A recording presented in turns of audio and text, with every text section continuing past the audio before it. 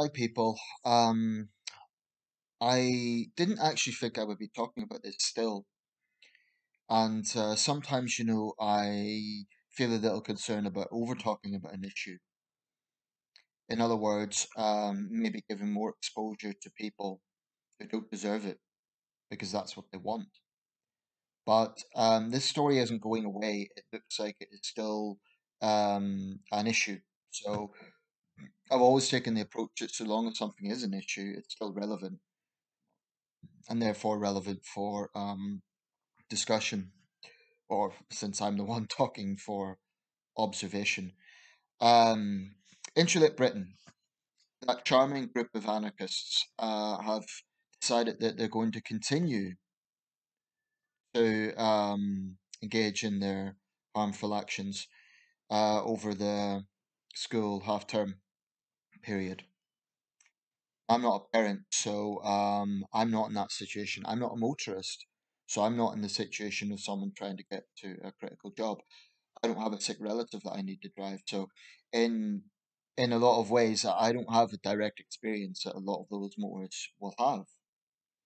But my anger at Insulate Britain comes from sympathy for those people because they're ordinary people, and it's very, very plausible to see oneself in that situation.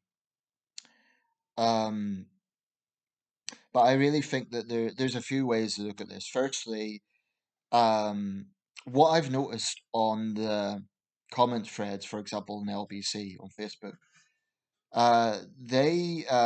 they keep quite a low profile. I mean, Insulate Britain activists themselves, maybe because they're fully aware that the public are infuriated with them and they don't want to face the heat of it, which is understandable. But that might be the explanation. However, I have seen a number of apologists come out to defend them and excuse them, and some of those people tend to be from Extinction Rebellion. Now, Extinction Rebellion done a pretty good job of angering the public as well, but they were somewhat more moderate. I mean, they never went to the extent of lying down on motorways. They vandalized buildings and they certainly worked people up as well, but not quite to the same extent. And actually, Insulate Britain believes Extinction Rebellion is too moderate. But some of the people that come out to defend Insulate Britain, I think, are. I mean, you could tell it's in their profile. They have the little Extinction Rebellion logo. Um, and it usually goes along several lines. They take several angles in which to defend them. One of the ones I've seen regurgitated a few times is first they came from the socialists, and I said nothing because I was not a socialist. Then they came for the trade unions, and I said nothing because I was not a trade union activist, and so on. Now, this is tapping into the notion that in a totalitarian state, if you don't speak up, you'll eventually be a victim as well. And it goes back, I've heard that one before. I don't know what its origins are, but it probably goes back, I imagine, to the third right. I don't know, to be honest. I don't know where that originates from. But the point is, it is about living in a totalitarian state. It probably refers to the Third Reich because, of course, they initially targeted the Jews, but they also targeted Romani people. They targeted socialists, they targeted trade unionists. So, it might be referring to the Third Reich. But that shows just how unhinged the thinking of Insulate Britain apologists really is. The fact that they think that we live in a totalitarian state whereby dissent is routinely crushed. That is not the case. In fact, many would argue the government is too soft on important areas, too passive. I mean, we have a Home Secretary who's made a name for herself for being quite tough in her rhetoric and in her reputation, but actions matter more than words. And whilst Priti Patel hits the right notes, often it doesn't really follow up. Boris Johnson, I think, flip flops on too many issues. I don't really know what the man's politics are, quite honestly. He's been our prime minister for over 2 years. I think he flip flops, and I think that he's not a serious man. I just think that Boris Johnson is, he doesn't give me a lot of assurance. I'm not saying Keir Starmer does, but I think Starmer was right to say that he's not a serious man. Starmer may be weak in certain areas, and he may not be fit for number 10. I do think he's a serious politician. I think he's dead wrong about some issues. I think he's wrong to go down the woke line. But anyway, I'm detracting from the main issue here. I'm just talking about leadership, and I'm talking about how these things are approached. Um, so I think several things should happen with Insulate Britain. Firstly, I think the police have a lot to answer for. I don't like blaming the police, but it's hard to escape the conclusion that when you had a senior officer, she literally went in front of these people and said, if there is anything you need, just let me know. She even had a little laugh with them. Now, I imagine the motorists who saw that would have been absolutely infuriated. This is supposed to be the police, the people who are enforcing the law, and they're negotiating with these idiots.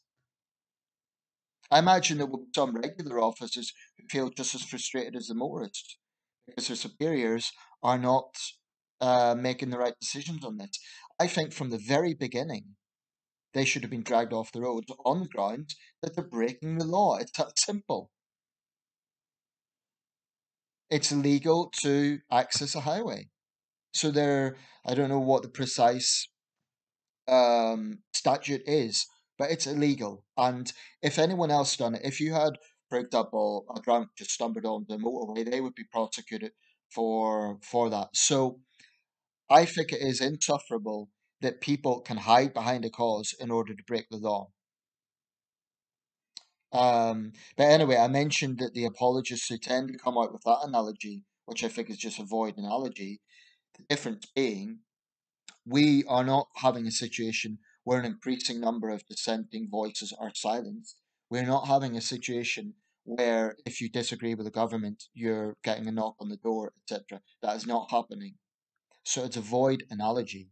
And the idiots who come out with that analogy need to be challenged because throwing it around, impressionable people might believe it. And it's just a flawed analogy. I mean, Insulate Britain are being attacked in public opinion, and the government's talking tough with them because they are trying to hold a country hostage. They are not legitimate dissenters. They're not people who are saying, we disagree with what the government is doing, and we think it should be this way, but we are part of the democratic process. The point about Insulate Britain is they're specifically not part of the democratic process. They're saying, give us what we want or else. They're making threats. I mean, they really have no position to talk about totalitarianism because they're the ones dictating to motorists, to ordinary people, their demands. I mean, what I think a lot of people find astonishing is if their issue is with the government, why are they not doing this outside Downing Street? Why are they not putting pressure on elected representatives? Instead, they're choosing to target ordinary people. And I think the fact that they cannot introspect and realize that is wrong, it's just, I was going to say it's losing them support, but I think by their own admission, they don't really want public support. Liam Norton said that. I actually have a theory about Insulate Britain. I think that they get a little bit of a kick in feeling like martyrs. They feel, well, we're being hated now and it's not very nice. But in the long term, people will thank us. So I think they see themselves as martyrs. I think they see themselves in the same vein as the suffragettes and civil rights marchers. In the case of the suffragettes, as I've said before, it is not a straightforward thing whereby, oh, the suffragettes planted bombs in MPs' homes and engaged in arson and so on. They've done some quite extreme things, and that led to women getting the vote. I don't think it was that simple. In fact, when those incidents happened, it turned public opinion, including from women, against them. I think what got women the vote was the tireless dedication of more moderate suffragettes, actually, and also an increasing awareness, changing social situations.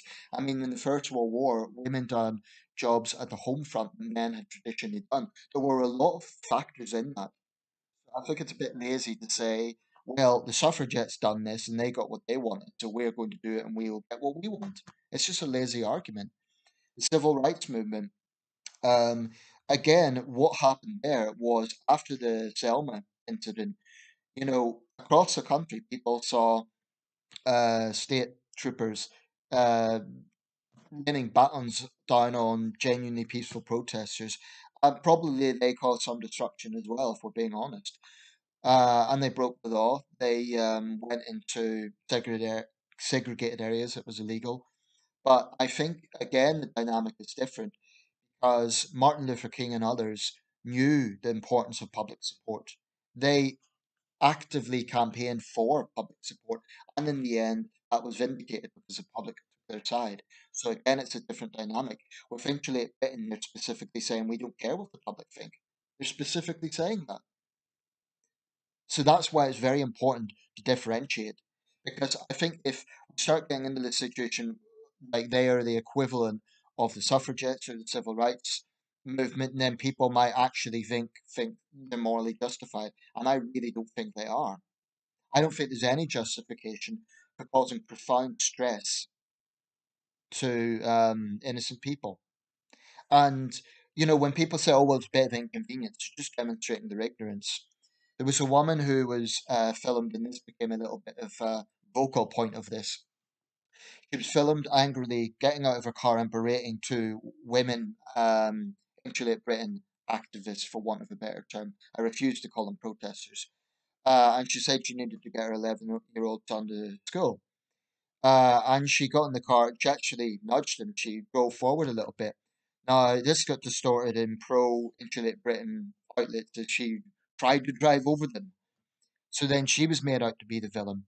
Well, I've seen some interviews with her, Sherilyn Chade, she's called, 34-year-old woman. She's an entrepreneur, apparently, from Grays in Essex. She was trying to get her son to school. Um, I think a lot of people will sympathise with her enormously because they see her as the voice of an ordinary person. And whatever you think about her background, I've even seen some snobby people mocking her Essex accent, as if it's got any relevance to this.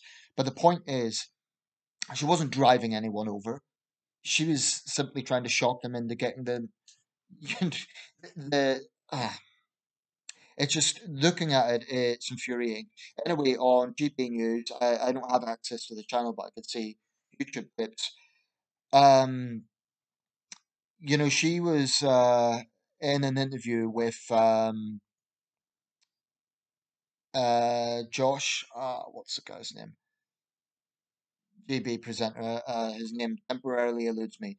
But there was an environmental correspondent for The Independent, as he's been described, Donica McCarthy. And this guy had the sheer arrogance to call her a bad mother on the grounds that she was berating these Insulate Britain activists. If anyone's a bad mother, I don't know if those women are mothers or not, but they will say, oh, we're doing it for our children's future. They're also teaching their children it's okay to hurt the public, it's okay to break the law, it's okay to make demands and threaten people if you don't get what you want. That's what they're saying. In fact, one of the women involved, I've seen her in interviews before, like Liam Norton, she's one of the faces of this lot. Um, but, in the end, Cheryl and Jade said, look, it's not about, of sure, people might endorse change, but your actions are simply making people hate you. And she's right, unfortunately.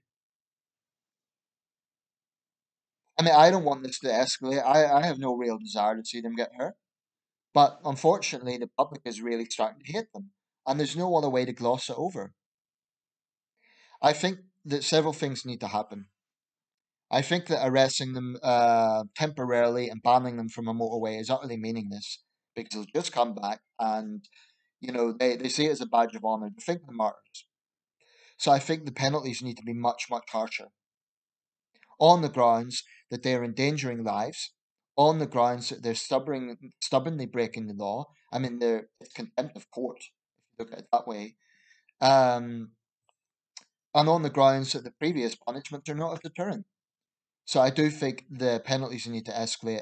I think several other things could be done. I think they should be prescribed as an extremist organisation, much like Hizb ut-Tahrir or National Action or other extremist groups. Um, I think that their social media accounts should be taken down. Now, this one's a bit difficult because there is limited power the government has when it comes to social media. However, I think the government can insist that the likes of Facebook and so on do a lot more. We talk a lot at the moment about the responsibility of social media groups? Well, if they are breaking the law in a country and they're promoting law breaking online, then one could argue that if Facebook wants to operate in this country, they have a responsibility to respect local laws and not, endorse law breaking in that way. I accept that's perhaps a grey area because then you might say, well, under that logic, they would have to censor dissidents in totalitarian states. So I appreciate it's not a simple one, but I do think that something could be done. I think that even if the social media option's out, I think that something should be done that goes beyond simply fining them or banning them from roads. I would say freeze their bank accounts. You know, Get some organization to do this. They have those orange suits that they wear. They obviously have to get to the motorway, so presumably there's some sort of transport involved to bring them to the motorway. They ostensibly organise this among themselves. Off the bank accounts, make them feel the pressure. I think employers should fire them from their jobs. They need to feel the heat. Although, a lot of them are retirees. But there's another side to this, which is interesting. I think often when we think of political extremists, there is a perception that that tends to be angry young men, either angry young Islamist men or angry young neo-nationalist white supremacist men. And often that is the case. But what Insulate Britain has shown is that a soft-spoken middle-aged woman is just as capable of harmful acts. I mean, I've seen clergy involved in this.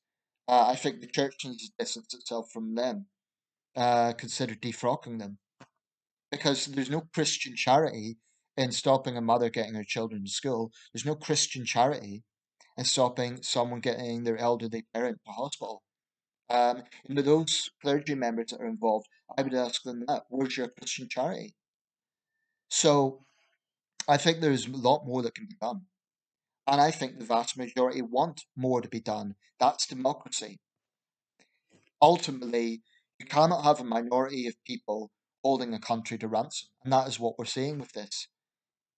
I mean, they talk about the right to protest, but there's also responsibility.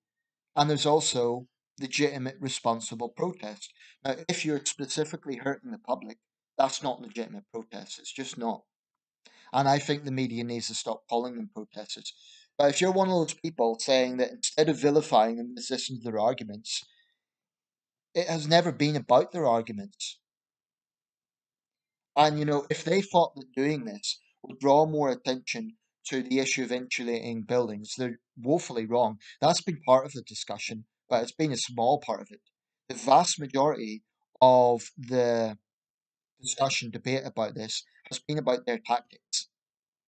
That's what it's been about. So, as a movement, they've utterly failed.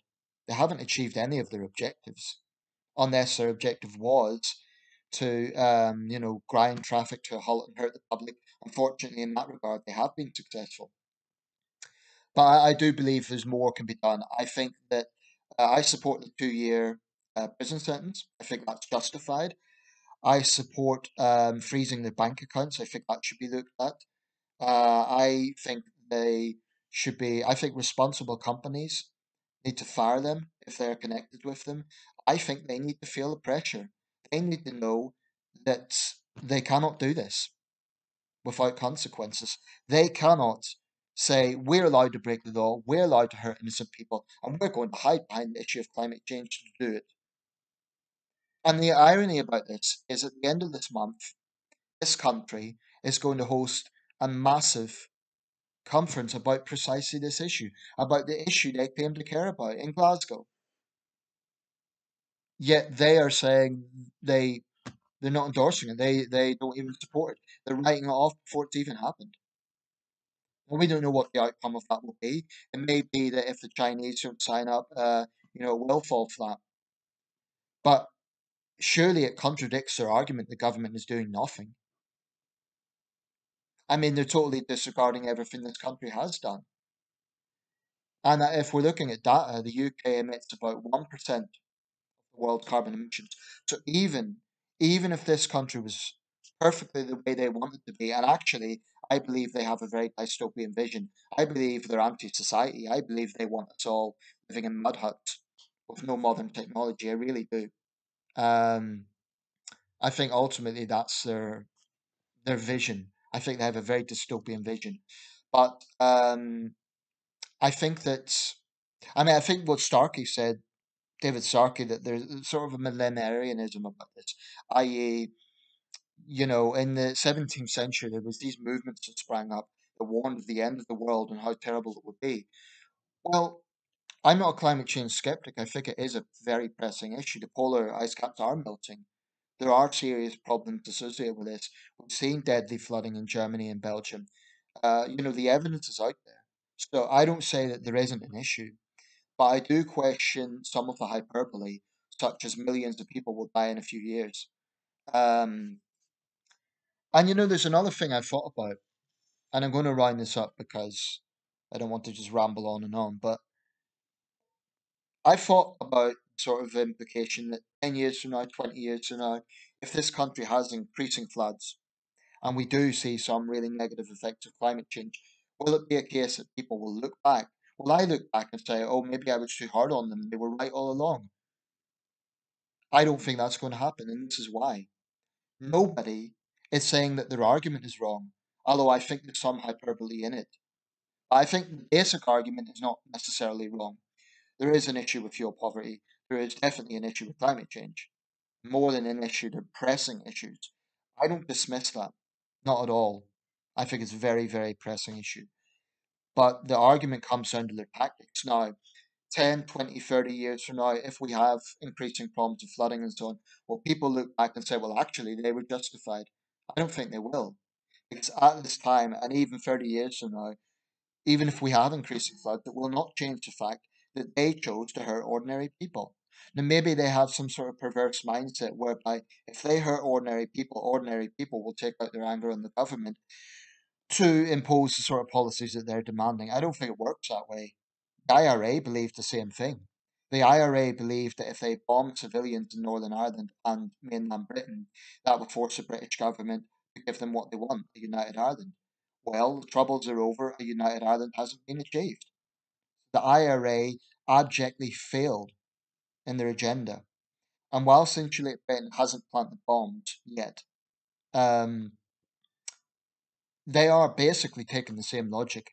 If we keep doing this, if we keep breaking the law, if we keep hurting innocent people, the government will be pressured to change. That is the mindset of a terrorist.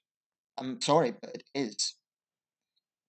So I'll round this up. I have no real vested interest in being angry with Insulate Britain because I'm not personally affected by them. But I believe in society. I believe in personal responsibility. And I have enormous sympathy for the people that they are affecting. That's why I speak out. Because I think it's unacceptable that you have a minority of extremists that is holding a country to ransom. I think the police need to get much tougher. They shouldn't be able to get onto the motorway in the first place. They should be dragged off. No questions asked, simply dragged off, not negotiated with, please move, drag them off, use water cannon if necessary. Hell, I would say use tasers if necessary. This is a critical situation. This is not a case of peaceful protesters being brutalized. This is idiots putting all their lives at risk, breaking the law, use force against them. In most other countries, including other liberal democracies, by the way, that would be the case. I really think the country is utterly fed up with them. So it is really time. If they're threatening to escalate, well, the government's going to have to escalate. The police will have to escalate. And dare I say it, the public will escalate. I do see violence breaking out.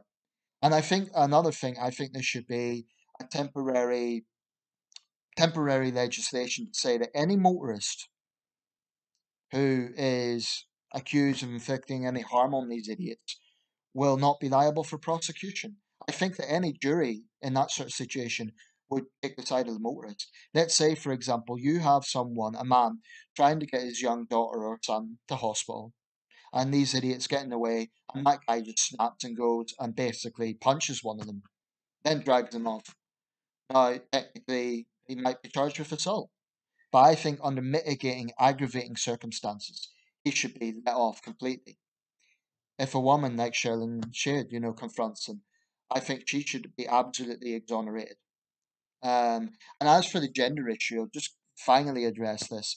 Male motorists probably do need to be careful if some of the women activists are involved. I mean, I'm an egalitarian.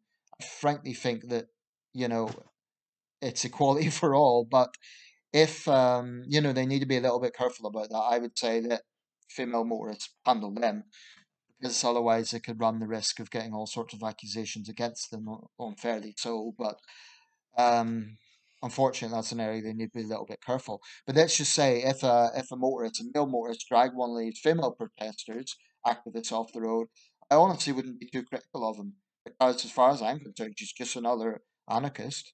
She's just another extremist. Equality means equality. That hasn't really happened yet, but I can see that sort of situation. I could see a male motorist getting shamed because he's had enough. Someone proposed that the cars turn around and let off the exhaust in their face. That could be fun. That could be interesting, but practically it's going to be difficult. Or maybe bring earphones and just blast the horns at them. Eventually they'll move. But unfortunately, it's going to escalate, and it is 110% the responsibility of Insulate Britain. Well, with another 10% the responsibility of the weak police who appeased them in the first place.